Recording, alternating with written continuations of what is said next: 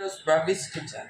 இன்னைக்கு பபிஸ் கிச்சனில் egg rice எப்படி செய்யலான்னு பார்க்கலாம். அதுக்கு 6 ஸ்பூன் எண்ணெய் அடுப்பை ஃபஸ்ட்டு ஆன் பண்ணிக்கலாம்.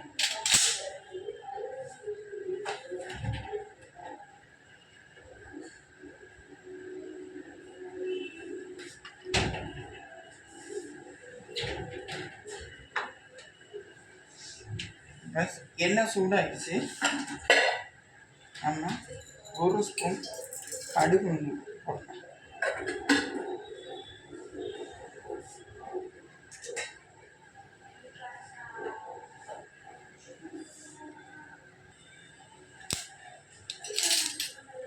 கடுகு உளுந்தம்பருப்பு பொரிஞ்சிருச்சு. இப்போ ஒரு பெரிய வெங்காயத்தை சின்னதாக வெட்டி வச்சுருக்கேன். அதை கற்றுக்கலாம்.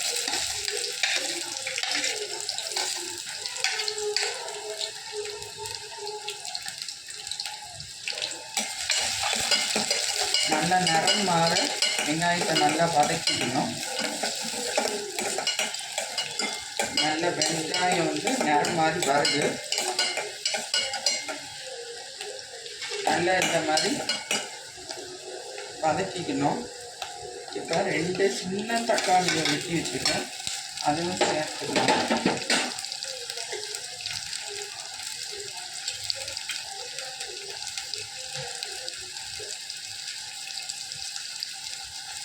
ஏற்கனவே ரைஸில் உப்பு இருக்குனால கம்மியாக தான் போடணும். 1/2 ஸ்பூனுக்கு கம்மியாக போடுங்க.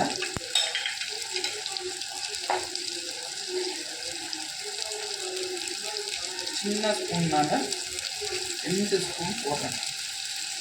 கரம் மசாலா கொஞ்சோண்டு 1/4 ஸ்பூன் அளவு 5 ஸ்பூன்.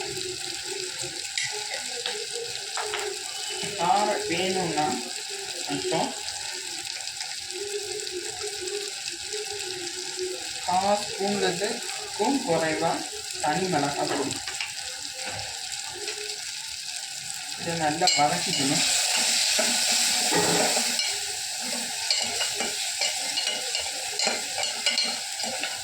தக்காளி நல்லா வதங்குற வரைக்கும் எண்ணெய் பிரிஞ்சு வருது.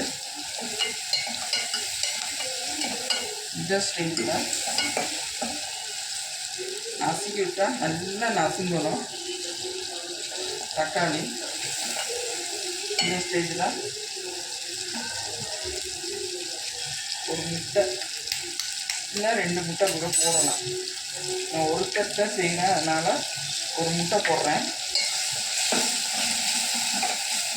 இப்போ நல்ல முட்டை வெந்து உங்களோட வெங்காயம் தக்காளி கூட சேர்ந்துருச்சு.